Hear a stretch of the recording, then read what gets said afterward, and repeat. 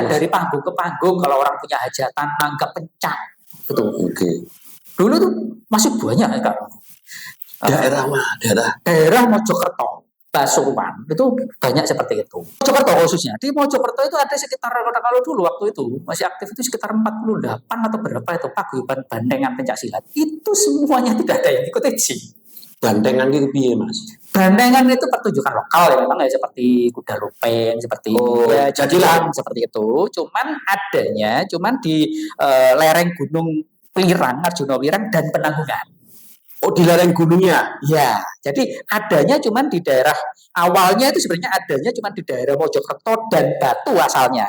Terus akhirnya berkembang menjadi Mojokerto, Batu, Malang, Pasuruan, dan sedikit Jombang.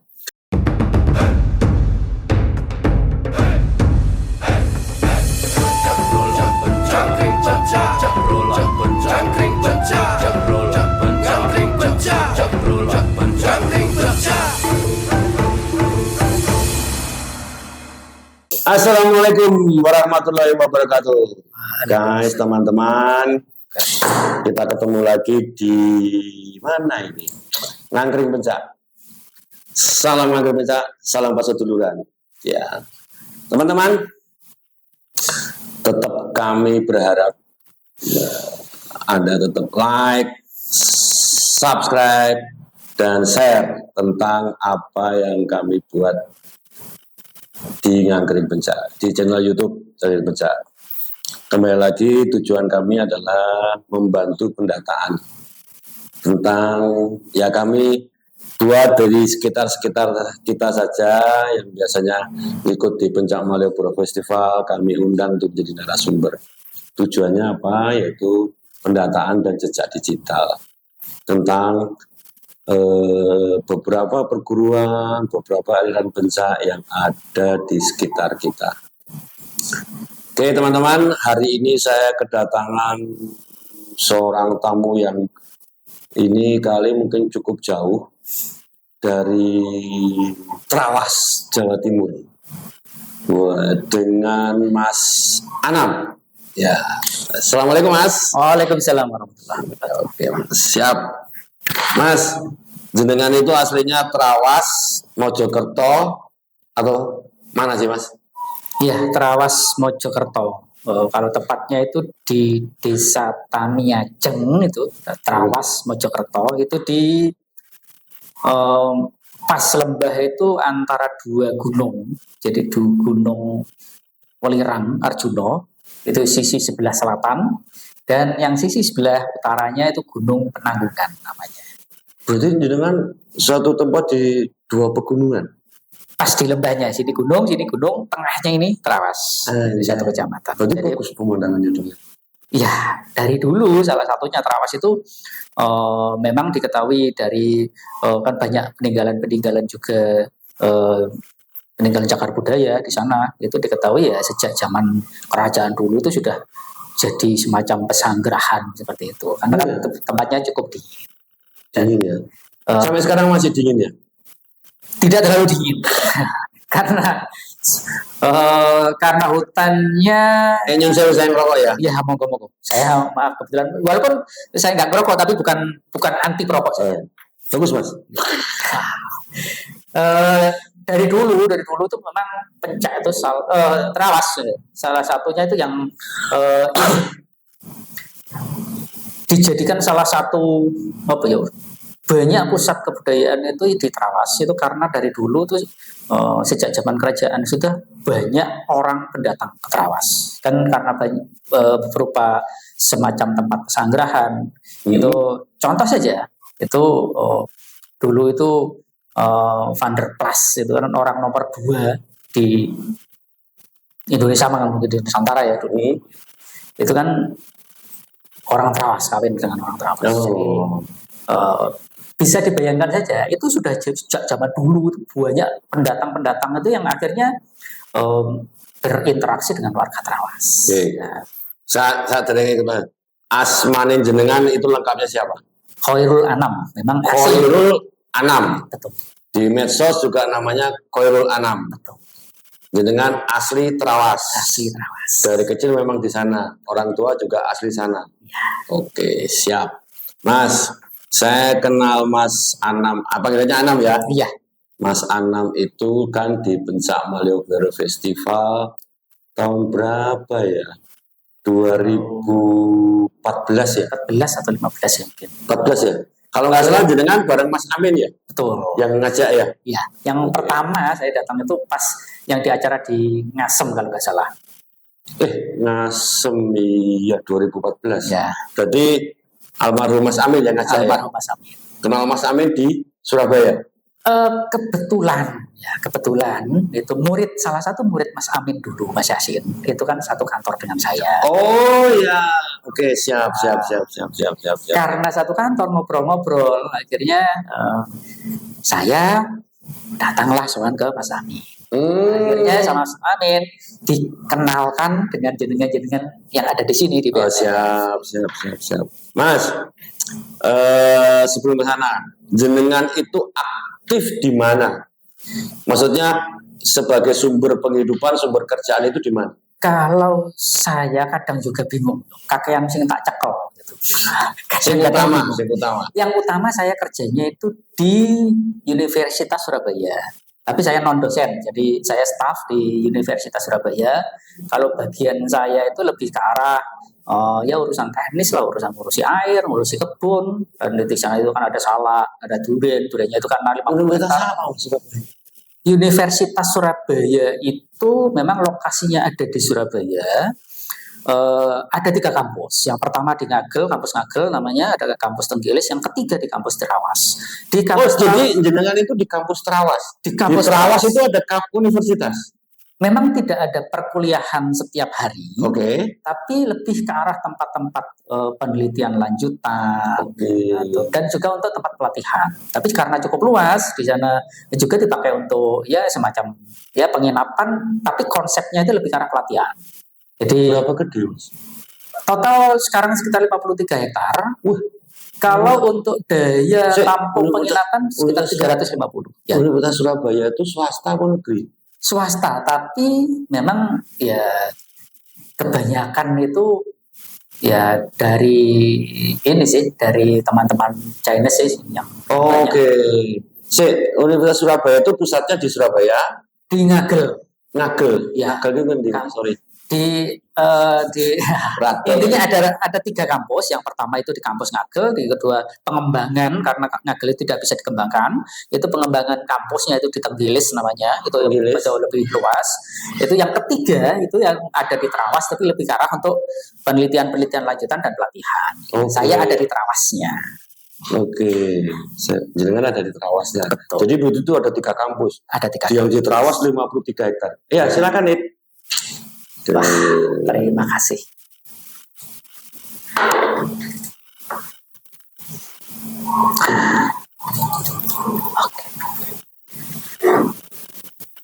Kayak gitu nih, Bay. Ya, makasih ya, Nid.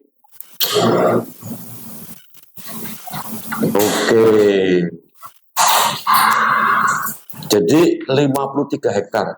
Di situ ada penginapan, Mas. Penginapannya itu ada, tapi dengan konsep pelatihan. Tidak seperti hotel itu yang langsung check in. Jadi harus punya grup dan harus punya acara di situ. Kalau keluarga bisa, tapi konsepnya per rumah. Satu rumah kecil, kapasitasnya paling kecil ada 6 orang lah, 3 kamar. Itu yang paling kecil. Tapi konsep sebenarnya. Tapi kan bukan fasilitas hotel gitu kan di sana. Tapi karena training center. Kalau di tempat kami, kampus ketiga namanya Ubaya Training Center. Ubaya Training Center, UTC biasanya terkenal. Singkatannya apa itu Ubaya? Ubaya Universitas Surabaya. Siap. Ubaya itu Universitas Surabaya. Betul. Kalau fakultasnya di Ngagel itu Jawa Timur juga dekat mana itu, Mas? Di Surabaya, di pusat Surabaya. Itu kuliah segala macam umum. Ya banyak. Kalau di sana yang terkenal ya memang ada ekonomi, ada hukum. Sekarang yang terakhir ada kedokteran. Ya kayak perguruan tinggi yang lain lah. Seperti itu fakultasnya. Umum ya. Siap. Oke, Mas. Kita ketemu di Pencak Malioboro Festival tahun 2014.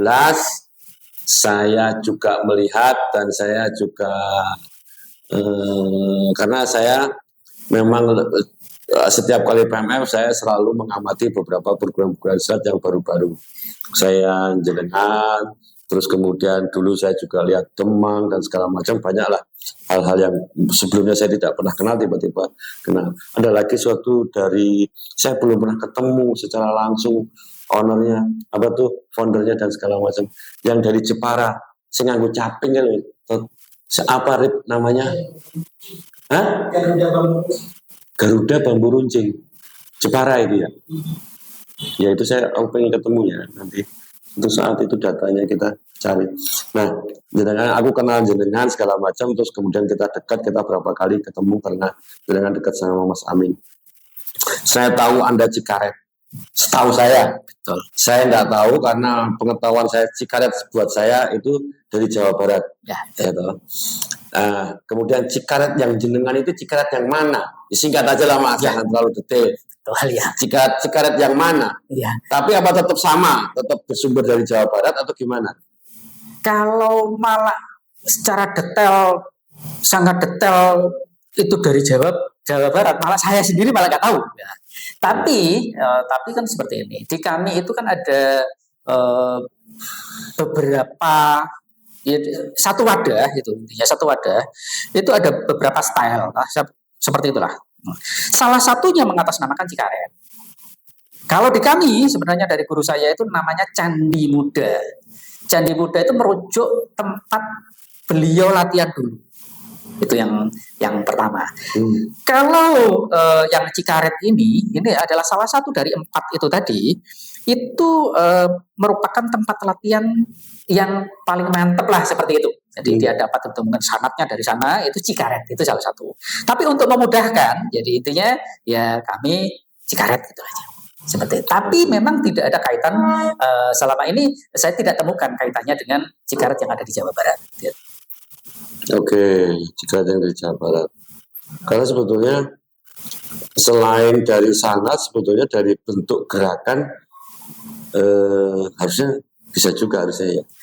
Ya, jadi tetap karena ya itu tadi mungkin kalau saya sendiri juga meyakini kalau pencak itu kan, pencak tradisi itu kan merupakan suatu hasil dari akulturasi budaya dari dulu itu kan, tetap ya tidak bisa dilepaskan dari memang pertukaran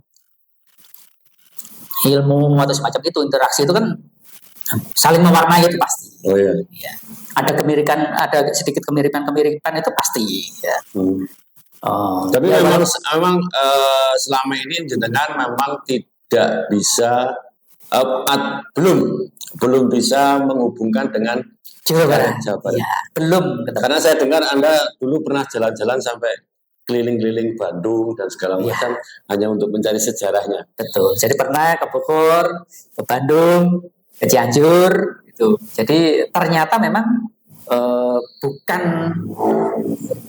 yang saya cari. Ya ada kemiripan-kemiripan. Saya dulu kan kalau ada kemiripan saya datangi gitu. Tapi ternyata memang tidak identik lah. Jadi ada kemiripan. Termasuk dengan Cikaretnya ajengan siapa, Rik? Sanusi? Sukabumi belum pernah. Cikaret ajengan Sanusi, saya pernah kontak dengan Pak Nur Yayi Permana. Memang saya tidak berkesempatan datang ke tempat beliau, cuman saya pernah itu kontakan dan sempat telepon-teleponan, cukup lama juga waktu itu. Saya tidak ke sana itu karena cukup jelas hasil dari perbincangan kami cukup jelas. Dan ternyata kami tidak ada kaitan dengan di sana. Oh, nggak ada kaitannya. Adapun waktu itu Pak, ini menurut Pak Nur Yayi Permana, beliau dan anak-anak beliau atau cucu beliau itu tidak belajar dari Cikaret ajengan Sanusi seperti itu. Karena itu saya kan tidak bisa compare. Jadi yang Cikaret ajengan Sanusi itu seperti apa, di kami seperti apa kan tidak tahu karena tidak tahu bentuknya. Jadi akhirnya dari sini terputus lah. Kalau dulu itu ternyata itu ada, ya akhirnya tidak diketahui. Jadi ada kemiripan bentuknya saja Cikaret ajengan Sanusi saya nggak tahu. Itu kan artinya tidak bisa melacak intinya. Sekedap. Ini saya coba. Ini saya dapat bocoran segala macam. Sebentar. Ini Oke, itu soal itu ya. Ya. Kemudian saya kembali lagi, saya agak sedikit mundur lagi. Oke. Tentang ini saya dapat ini. Karena saya tertarik aja. Jenengan itu adalah ketua LMDH. Apa itu, Mas? Kalau di LMDH saya itu posisi sekretaris sebenarnya. Tapi kalau di KMDH, Koperasi Masyarakat Desa Hutan, itu masih itu satu wadah ya, satu rangkaian. Jadi di desa yang berbatasan dengan hutan itu ada organisasi namanya Lembaga Masyarakat Desa Hutan. Ada Koperasi Masyarakat Desa Hutan. Nah, itu kalau yang di LMDH saya sebagai sekretaris, kalau yang di Koperasi saya ketua Koperasi. Kalau kaitannya itu kalau sebagian kalau di tempat kami itu kegiatannya adalah untuk penertiban pendakian. Jadi intinya penertiban pendakian. Gunung Penanggungan. Jadi intinya bertanggung jawab terkait registrasi, terkait nanti itu pengawasan dan lain-lain pendakian Gunung Penanggungan di jalur kami. Oke, saya cuma hanya menghubungkan dengan pencanya. Kenapa Anda dipilih di sana? Karena aktif atau karena apa? Atau karena dengan pendekar? Itu yang susah.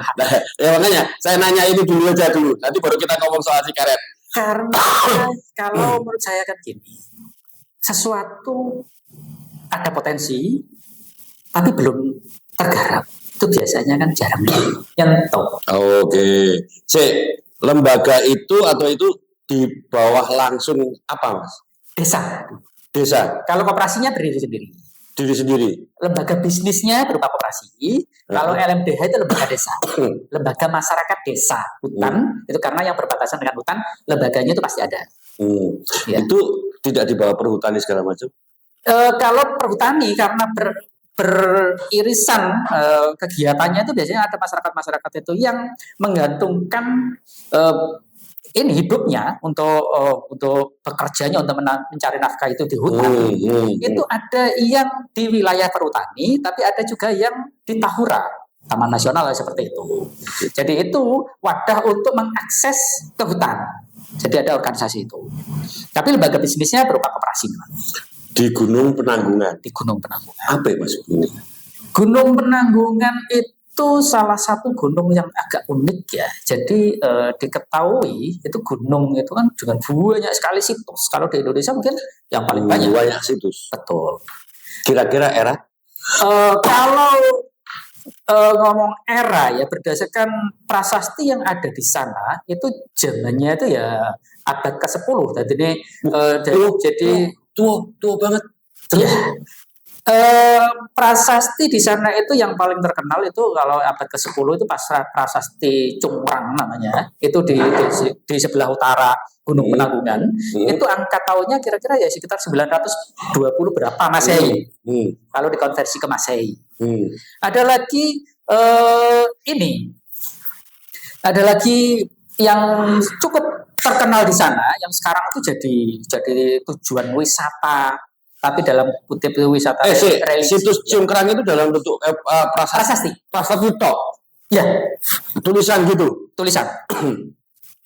Itu salah satunya. Itu ratusan sebenarnya. Tulisan dalam aksara apa? Jawa kuno. Oke, siap.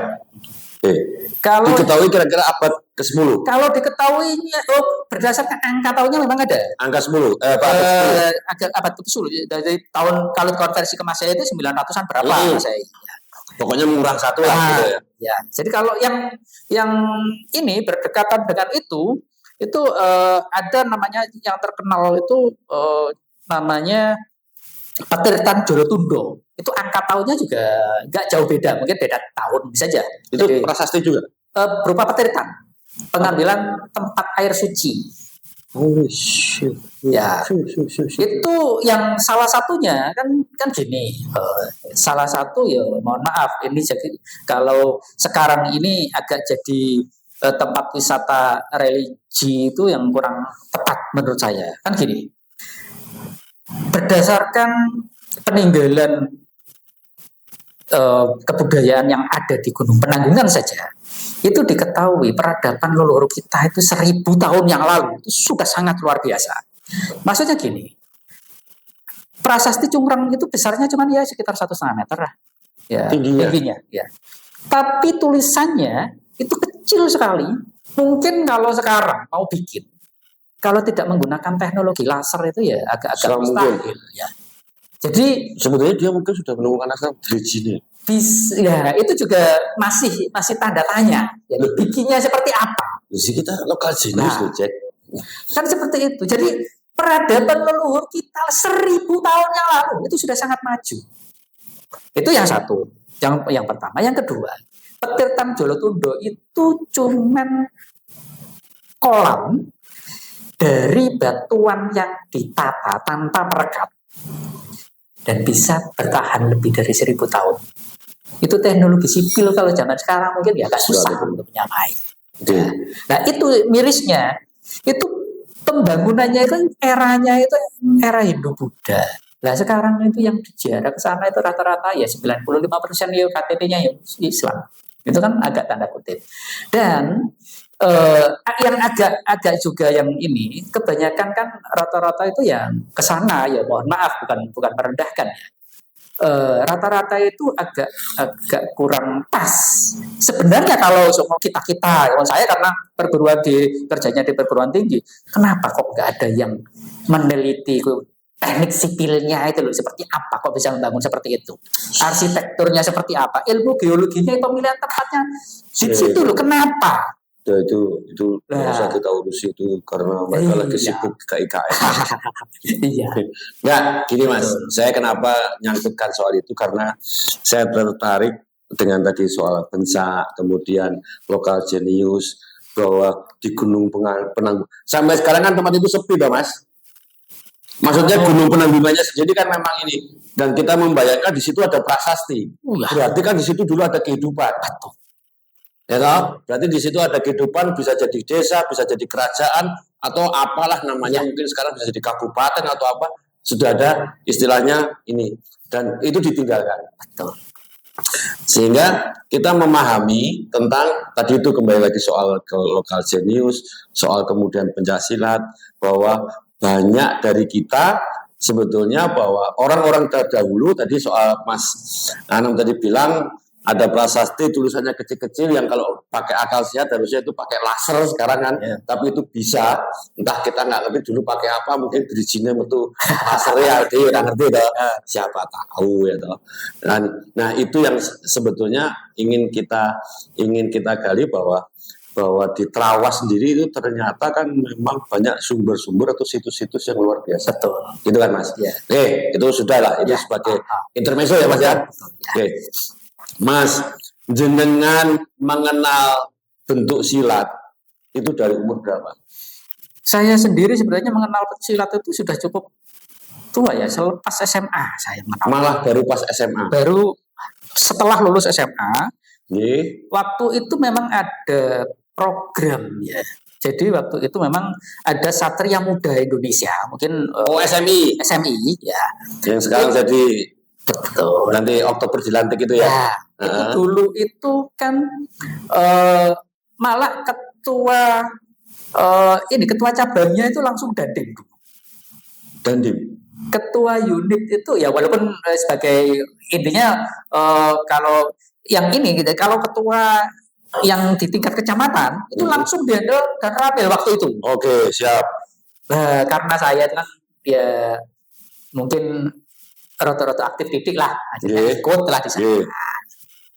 Itu sekitar tahun 92 atau 91 92 lah gitu. Saya lulus SMA tahun 91. Tahun 2004 itu karena di Trawas itu juga kan banyak pencaksilat, banyak organisasi pencak itu banyak.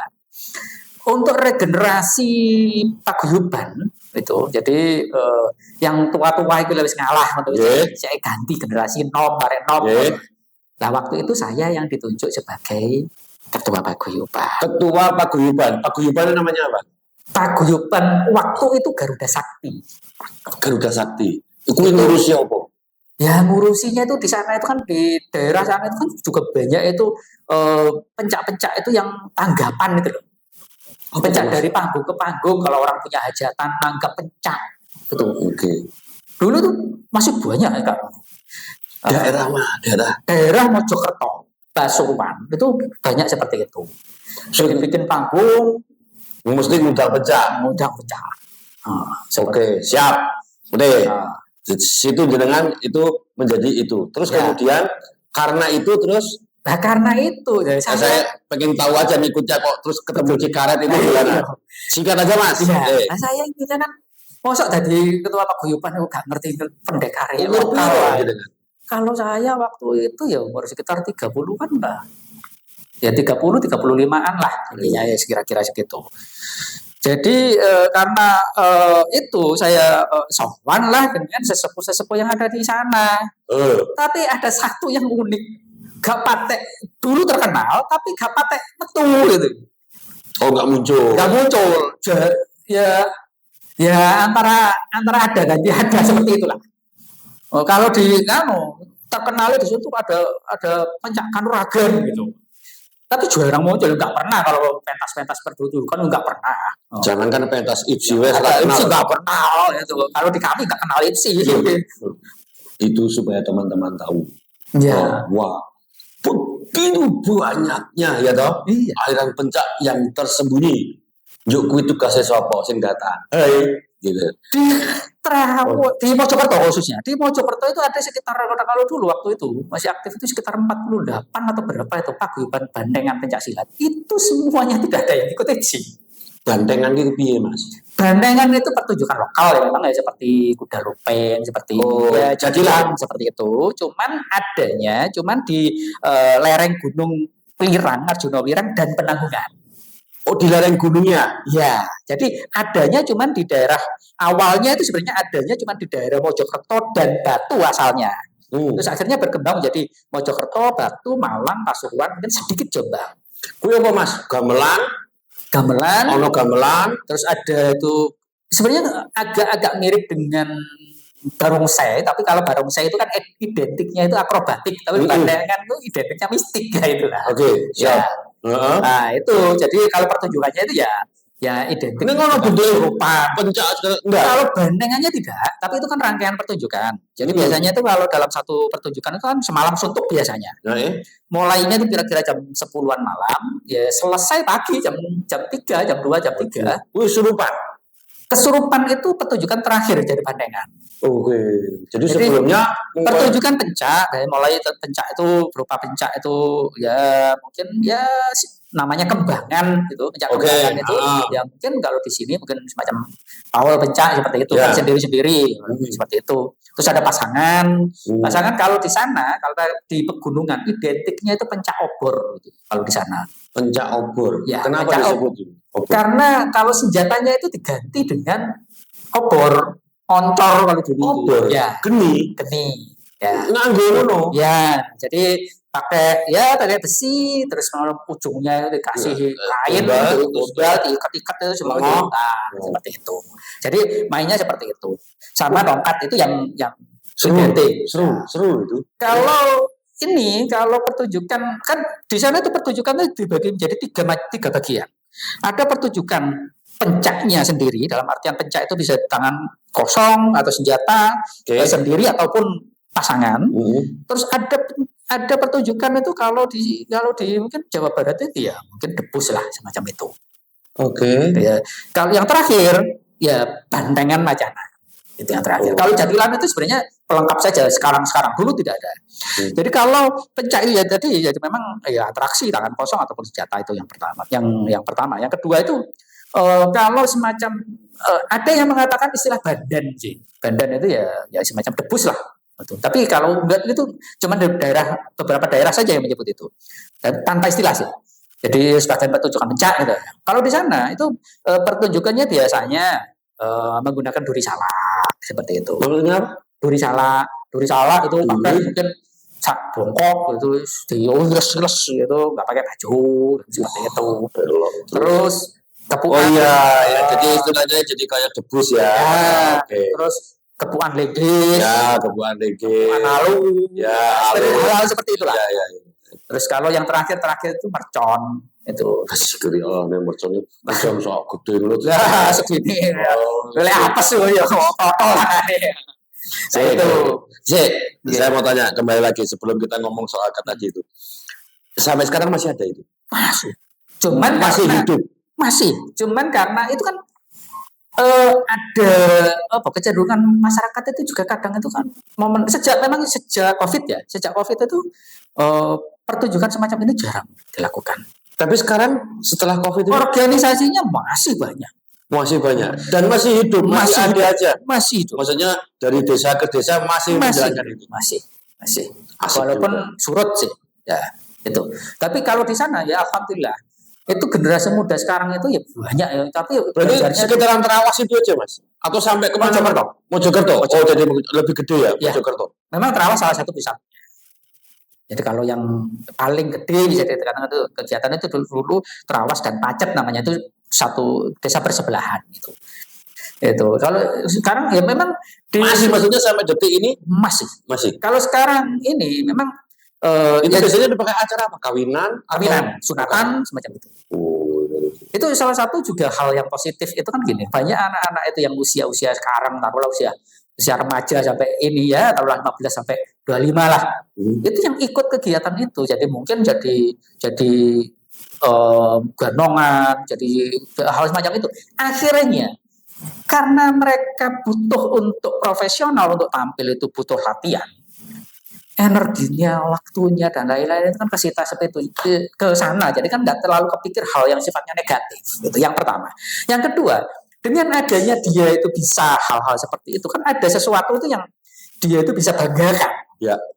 Akhirnya ya kalau ngomong kembali lagi itu kepercayaan diri ya atau jati diri lah, dia itu kan lebih pede yang jelas karena ada sesuatu yang dia itu bisa banggakan pada dirinya, itu nilai positifnya. Tapi yang susahnya kalau ngomong pencaknya sendiri itu yang susah. Oke mas, udah kita pokoknya saya senang itu ada. Mungkin suatu saat andai kata kita punya dana segala macam, aku pengen ngeliput acara kayak gitu-gitu. Nah itu seru itu, karena itu salah satu ritual. Setahu saya mungkin itu ritual. Biasanya dipakai apalagi kalau sedekah desa, ruah desa. Oke. Itu soal kemudian bahwa Terawas mempunyai Mojokerto mempunyai keunikan situ dan itu sampai sekarang masih dipelihara. Masih. Dengan era sekarang ini dangdutan dan segala macam itu masih hidup masih. Berapa nek undang goyang menung? Kalau sekarang ini biasanya kalau lokal itu ya sekitar 6-7 lah. 6-7 juta? Ya. Itu berapa orang kira-kira? Kami itu biasanya satu kru itu sekitar 35-40. Jikur 6-7 juta 35 orang. Ya kedua kan. Kami ini kan lebih karena bukan untuk bisnis. Oke. Untuk 1.000 per orang itu alhamdulillah. Iya. Ya wis. Bagian dari hobi misalnya gitu. Sik mas. Iya. Jenengan kan ada di situ kan ada kampus. Iya. Pernah mereka berupaya untuk bagaimana caranya menghidupkan itu? Saya salah satu itu yang mempelopori karena saya sendiri itu basicnya itu dulu ya tahu ngaji titik lah. Kan pertunjukan itu ya jujur juga kadang bertolak belakang juga dengan hati nurani kan seperti itu. Akhirnya saya yang salah satunya mempelopori itu mengemas itu menjadi suatu pertunjukan itu yang bisa disingkat, butuh waktu berapapun, butuh 3 menit, 5 menit, 10 menit terserah ya durasinya, terus non mistik. Nah itu jadi kebetulan kalau di tempat kami itu kan ada pertukaran mahasiswa asing biasanya. Itu kalau ada event-event seperti itu biasanya salah satu yang pertunjukan yang kami tampilkan ya pertunjukan tradisional seperti itu. Tapi kemasannya itu lebih ke arah yang memperkenalkan sisi budayanya bukan mistiknya. Nah ini menarik nih. Jadi kan ngomong nggak pengen menampilkan mistik. Ya. Jadi kan tahu orang-orang asing itu demen mistik. Ada sebagian. Nggak sebagian. Saya meyakini itu. Jadi ada satu teman bercerita di Cirebon itu ada yang apa tuh acara apa sih anu lho dilebok ke kurungan pitik ya dicopot wong ilang ya. Itu kan bagian pertunjukan, seni pertunjukan sebenarnya. Itu sih nonton luar biasa.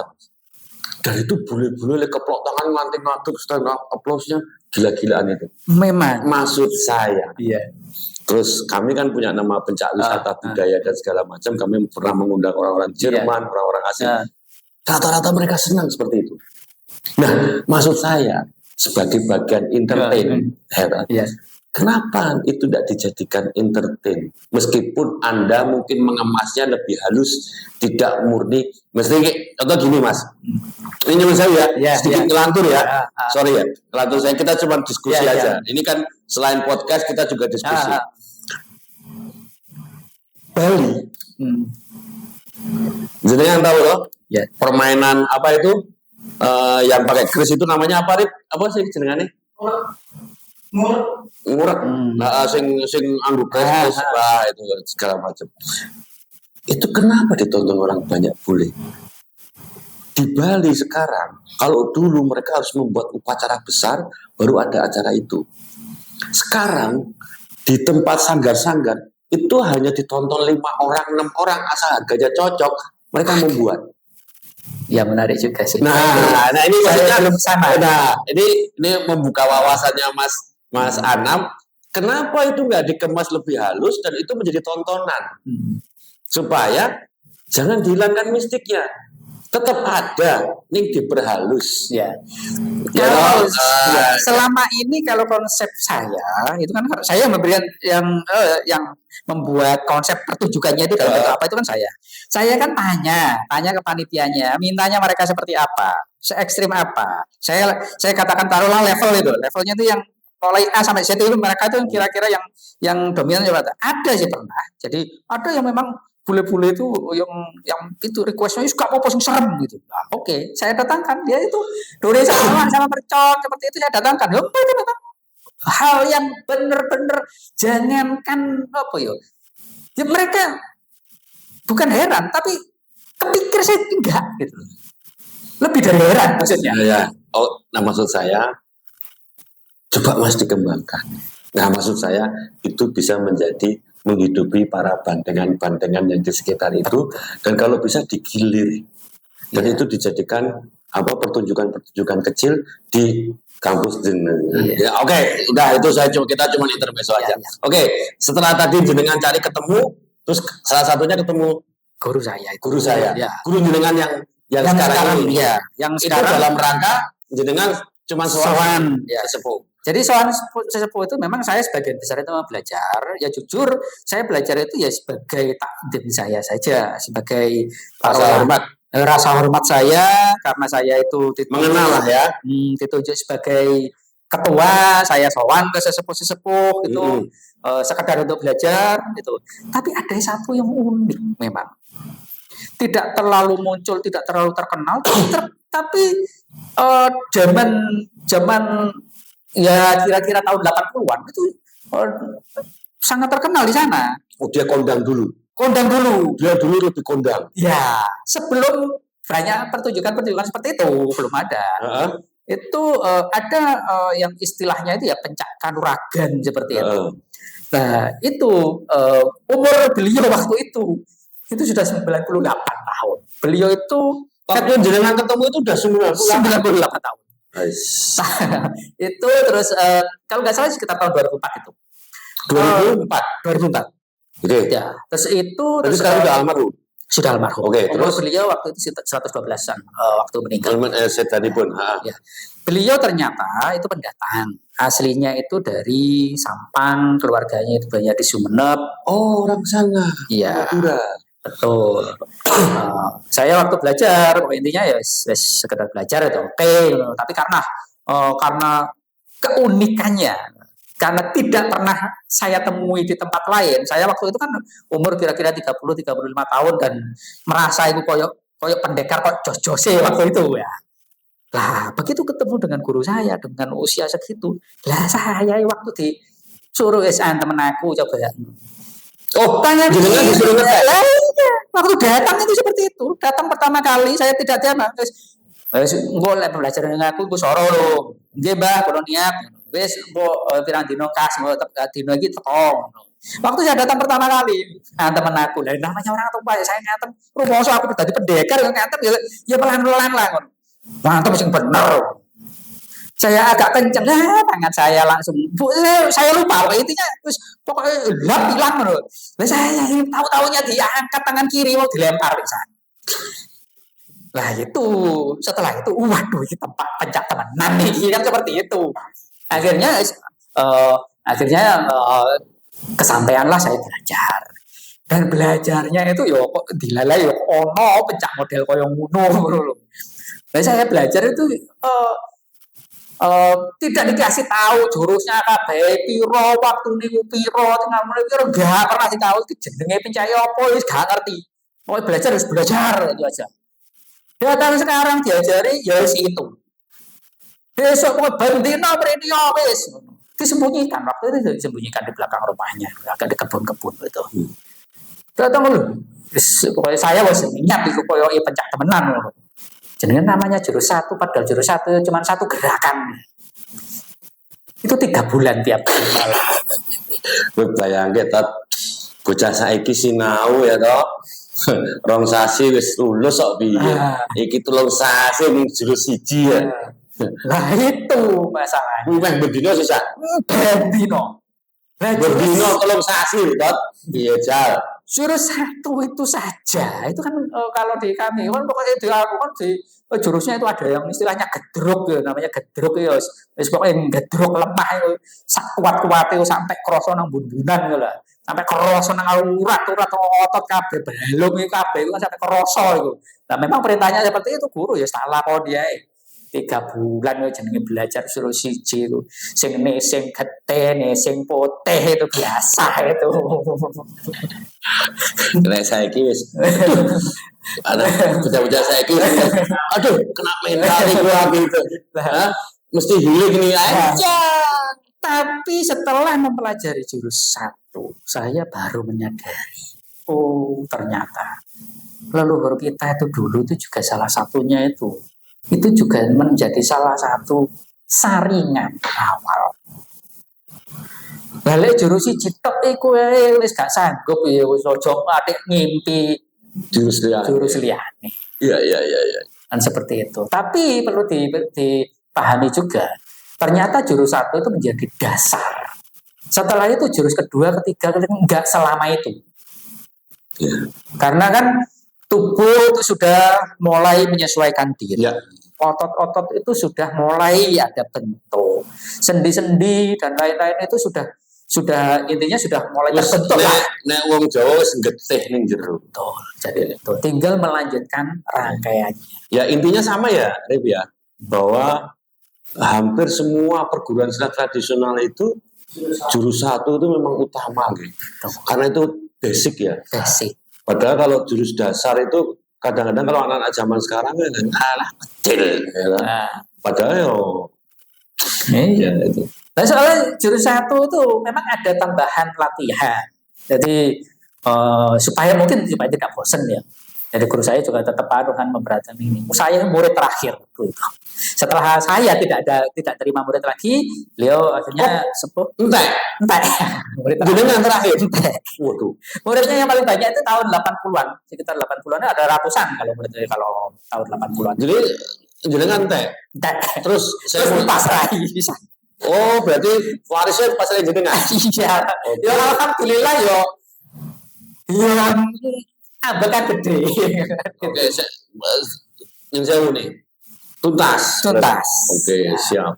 Okay. Ya memang ada beberapa hal itu memang ada klasifikasi itu untuk murid dan ada penerus itu memang ada beberapa ya, itu tertentu biasa, itu salah. Nah, pertanyaan saya satu, bahwa kemudian Anda mau mencari sanatnya juga keilmuannya. Kan karena waktu itu saya belajar itu guru saya itu sudah sangat sepuh, jadi banyak detail itu yang beliau itu sudah lupa ingat waktu itu. Okay. Sudah 98 tahun sampai saya proses belajar itu kan awal ini 2 tahun. Jadi waktu itu setelah itu kan 2 tahun. Jadi 2 tahun sih 3 bulannya itu fungsi sih.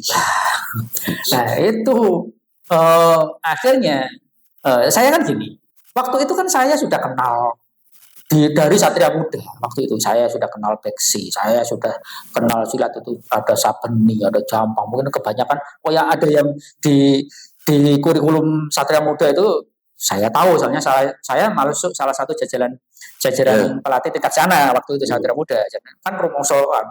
Jadi karena itu saya kan rada angen-angen iki kok koyok silat iku silat Sunda, kok silat-silat ini. Akhirnya karena saya tidak bisa mendapatkan jawaban itu detail itu dari guru saya, sepeninggal beliau, setelah beliau itu meninggal, ya, saya kan karena gampangannya kepaten obor. Kok ada keilmuan seperti ini mencil ke trawas di puncak gunung, pasti ini jenenge ra wis jenenge ora ono, jenenge wis kok ditakok jenenge percaya apa membanding Candi Muda itu karena lidah orang Madura ya, sebenarnya Candi Muda awal Canda Muda. Saya di buku Jurus itu kan sudah saya bukukan dengan beliau, teknik-teknik itu alhamdulillah waktu itu sudah saya foto detail bukukan itu waktu itu sempat tahun 2006 kalau nggak salah. Setelah saya selesai itu saya bukukan itu terus akhirnya saya sepeninggal beliau itu saya cobalah cari mosok ono keilmuan seperti ini, gak ono koncone, gak ono dulure, itu kan gak mungkin, uduk itu kan gak mungkin. Nah, karena yang identik dengan keilmuan yang dari guru saya itu tidak pernah saya temukan di Jawa Timur, akhirnya yaitu tadi lewat Mas Yasin, lewat Mas Amin, saya penasaran ikut datanglah ke PMF. Oh, supaya paling tidak ada link kemana-mana ya. Ada hal-hal itu yang tidak bisa saya pahami dari guru saya. Mudah-mudahan saya merujuk dari keilmuan yang sejenis saya bisa paham. Seperti itu. Dan waktu pertama itu karena saya kan sebenarnya sebelum datang ke sini kan sudah kontakan sudah cerita banyak dengan Mas Amin. Waktu itu dikenalkan dengan Abah Ajis. Jadi waktu saya datang itu sempat belajar dengan Abah Ajis. Lumayan waktu itu duduk di pelataran hotel itu cukup lama juga waktu itu. Hotel yang mana ya? Saya alun-alun apa taman siswa? Saya lupa intinya yang kok alun-alun nanti Pak Sewandanan Pakualaman atau bukan Pakualaman kayaknya. Taman siswa ya? Iya, mungkin. Iya. Tuh, jadi terus setelah itu Taman siswa gitu ya. Iya. Setelah itu kan kayaknya kurang pas. Ora. Saya cari lagi sampai ke Kampung Cima di Tarikolot saya datangi. Ke sana ternyata orang gitu. Ke Cianjur, ke Bandung gitu. Orang. Nah, kok dilalah akhirnya ya tahu ya kok ya ujuk-ujuk itu sing duwe gampangane sing mampu kok ya moro-moro teko nang omah gitu kan ya saya juga gitu. Iya. Saya lupa tahunnya tapi kira-kira tahun 2017 kalau nggak salah. Baru berarti. Cukup baru 2016 apa 2017 gitu. Setelah saya sudah dari sini sudah saya sudah keliling maksudnya.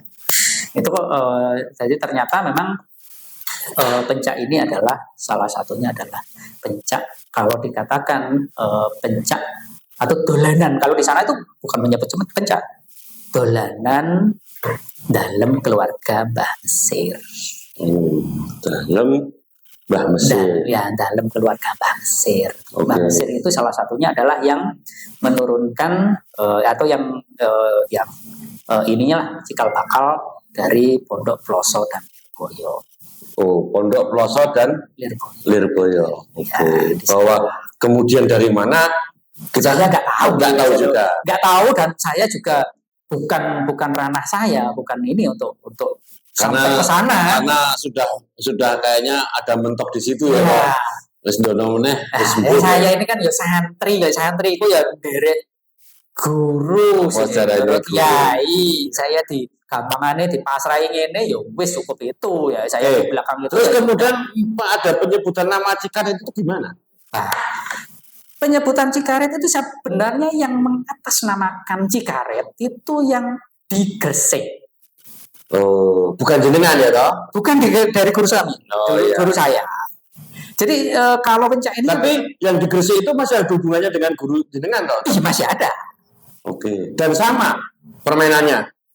11-12. Oh ya, tapi berarti mirip. Memang Berarti satu kalau ada. itu kan berarti kira-kira satu jalur lah. Kira-kira. Betul. Jadi taruh satu meja ini ada apanya itu Ya. kan tetap satu meja. Gitu kan. Ya. Jadi tetap satu keluarga. Ya. Intinya kan seperti Jadi Arif mau ngape, aku yang mau ngape, mereka ngelek. Kan 11-12. Ya. Tapi untuk memudahkan, karena yang paling terkenal dan muridnya kalau di Gresik itu ada ribuan. Ya. Untuk memudahkan Cikaret, ya wis kami Cikaret. Kalau ada yang menyebut yang di Pencak Saya Cikaret, itu Cikaret.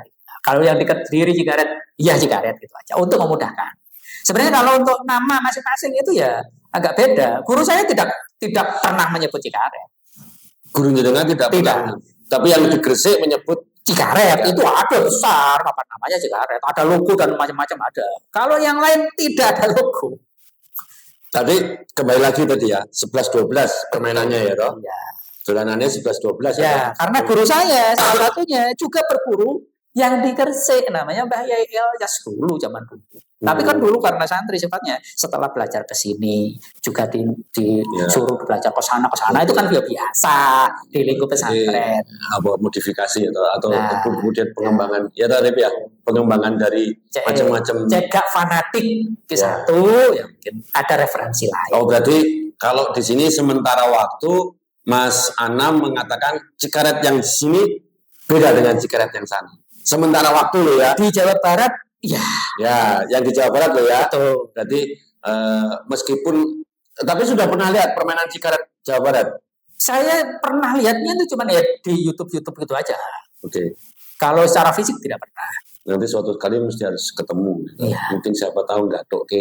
Ya. Meskipun kembali lagi tadi kita kemungkinan kan guru jenengan karena berbagai macam ilmu kemudian dijadikan satu saat ini. Iya. Oke, menarik nih Mas. Mas. Oke, kita enggak kita berhentikan dulu permainan. So takutnya ada yang klaim dan segala macam. Oke. Ya toh. Berapa menit, Lip? 50 apa? Sekarang. Ini udah 50 menit. Loh, kan mentah. Oke, bentar lagi. Oke. Mas, upaya apa yang jenengan kerjakan sekarang dengan permainan yang jenengan punya sekarang? Saya kebetulan. Apakah jenengan menyebut nama perguruannya atau tidak? Saya dengar Anda ngajar banser. Ya, itu kan karena apa ya? Banser mana Mas? Trawas? Mojokerto khususnya. Mojokerto? Ya. Berapa orang Mas? Ya, tidak semua kecamatan di Mojokerto. Mungkin yang paling dekat ya. Ya mungkin yang ya kecamatan yang terdekat lah. Berapa Ya, orang Mas? itu kalau ngomong jumlah orang ya agak susah ya. Soalnya mereka cuman kan tidak bisa intens ya dalam kalau latihan itu rata-rata dalam bentuk waktu diklat gitu. Ada yang latihan privat itu ya mungkin dari beberapa kecamatan gitu ya. Mungkin 4-5 kali pertemuan cukup. Itu. Bukan banser. Yo kalau ngomong jumlah yo ratusan ya ngomong jumlah lo. Ditagih debt collector. Ya, oke. Ya. Terus upaya apa sekarang yang dikerjakan? Apakah ngajarkan atau tidak sekarang? Kalau saya dulu itu sempat kepikir khawatir keilmuan ini punah di tangan saya, sempat kepikir. Tapi alhamdulillah kalau sekarang ini saya punya murid, punya padepokan tapi gak duwe murid pun didik, yaitu saya. Saya punya karena diperintah ya oke, gawe semacam tempat latihan, tempat padepokan oke. Ada tapi ada. Murid-muridnya ada. Murid saya total ada 10 orang. Oke. Iya, buat yang kita, buat saya terutama pribadi, saya tidak penting mau 10, mau 20, mau 30, kalau 1000 tapi kalau nggak ada kualitas buat apa Mas?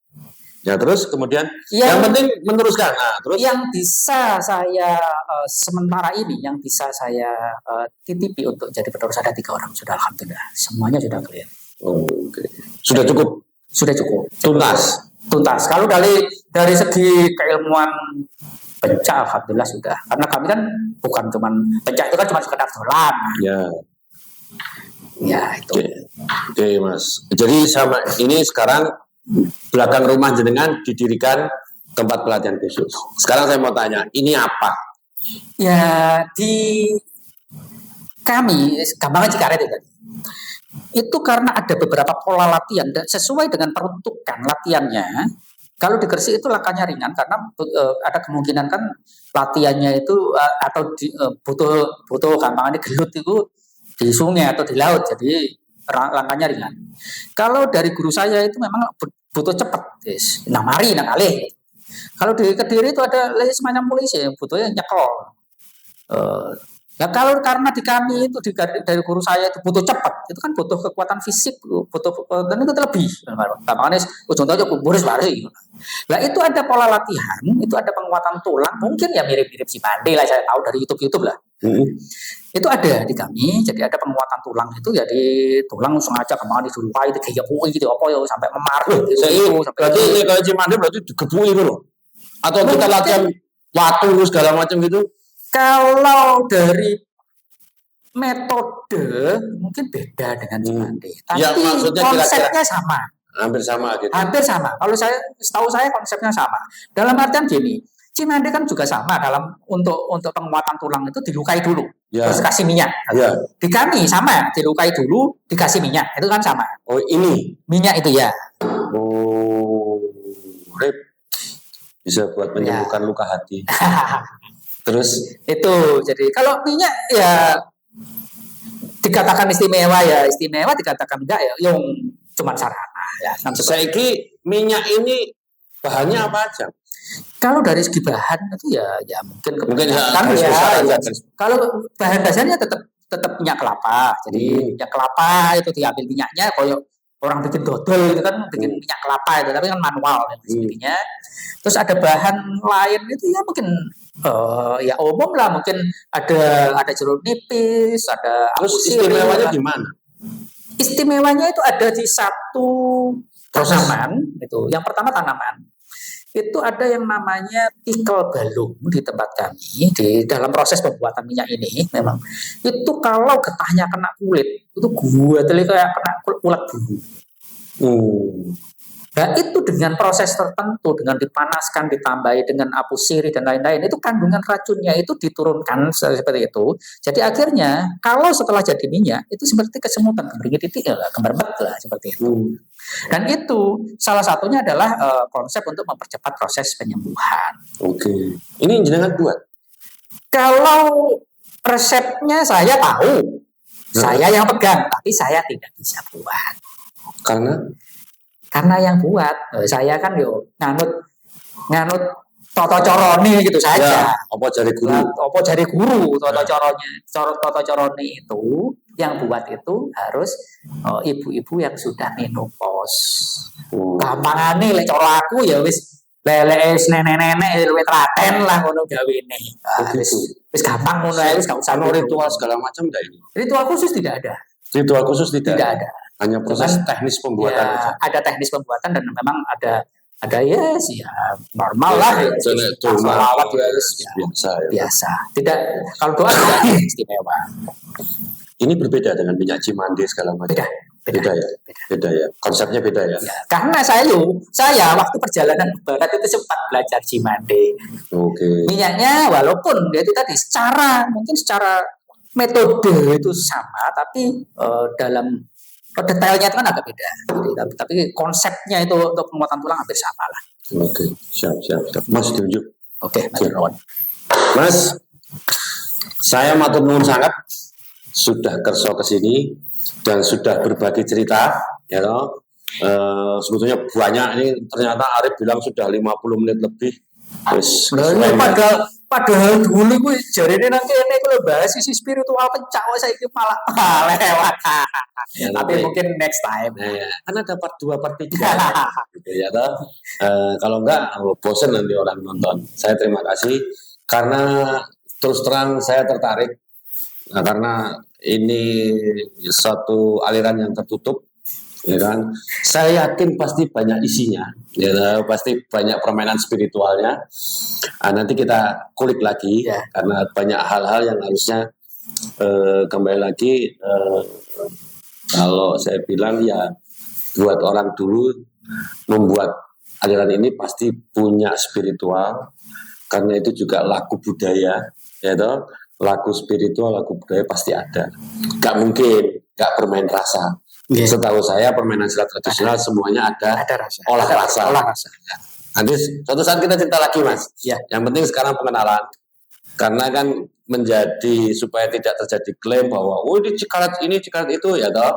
Ini kita sudah menerangkan tentang sisi Cikaret dari tempatnya Mas Anam di Jawa Timur.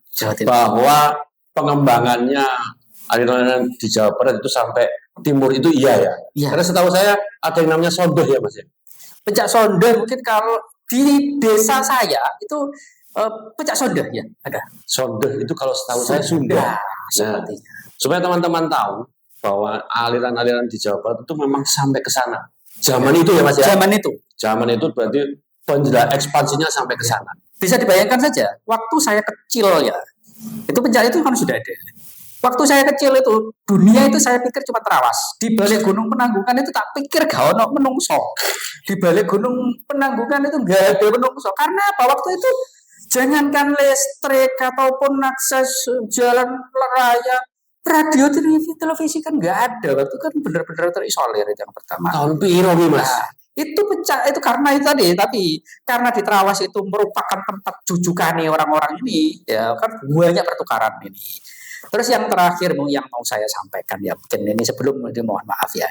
Kalau di kami itu, kalau belajar pencak itu sudah konsep itu sudah yang sejak awal ditanamkan. Lek wis belajar pencak, itu berarti belajar dadi pendekar. Sifat wajib seorang pendekar itu. Lalu dari itu penekanan dari guru saya itu ada 3 hal. Itu yang pertama adalah sebagai pelindung, sebagai pembimbing, sebagai pengayom. Kalau seorang pendekar gak duweni 3 hal itu yo duduk pendekar. Versi kami itu ya. Siap. Kalau gampangannya di wilayah kita, di area kita ada ancaman yang berupa fisik, secara fisik kita harus siap membantu, membentengi. Kalau di daerah kita, di lingkup kita, di desa kita, lingkup yang terkecil, keluarga, yang dihadapi bencananya itu bencana moral, mungkin sing kena sabu, sing premanisme dan lain-lain. Dari segi hati spiritual keagamaan kita juga harus kuat supaya bisa untuk membimbing mereka. Siap. Kalau yang dihadapi itu bencana sosial, kalau ada ono tonggone kelaparan, ono rondo-rondo tuwa sing gak iso mangan, kita harus kaya untuk bisa membantu mereka. Kalau 3 hal itu bisa melakukan, itu yang dinamakan pendekar. Jadi nek rondo ayu sugih gitu ya. Ya. Oke, siap Mas. Saya paham, saya mengerti. Kembali lagi saya matur nuwun sangat.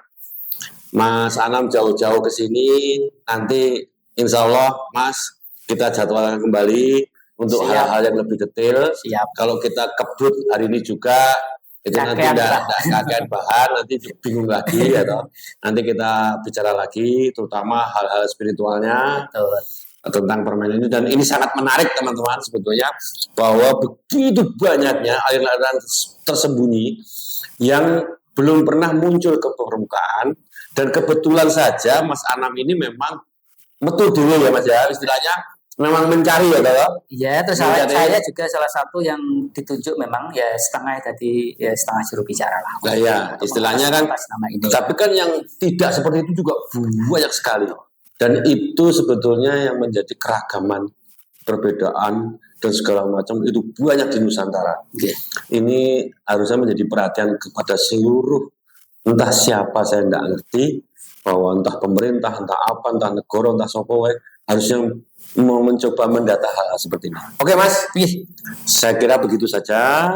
Oke teman-teman, oh ya Mas, ngapunten ini mungkin sedikit ya kaos ya. Terima kasih sok gawe gaya. Iya, ini kaos yang insya Allah bisa dikenang lah. Terima kasih banyak. Oke teman-teman, Saya kira cukup sekian. Hari ini kita ngomong dengan Mas Anam dari Mojokerto, dari Trawas Mojokerto, berbicara tentang aliran yang tersembunyi. Beliau berguru kepada orang yang selama ini umur 98 tahun ya Mas ya, cukup sepuh dan cukup unik. Mas Anam disuruh nyoba mukul, ternyata jengkang dengan umur 98 tahun. Ingat loh ya, bahwa masih banyak guru-guru sepuh kita yang luar biasa sebetulnya. Oke gitu teman-teman. Salam angkring pecah, salam persatuan. Assalamualaikum warahmatullahi wabarakatuh. Waalaikumsalam warahmatullahi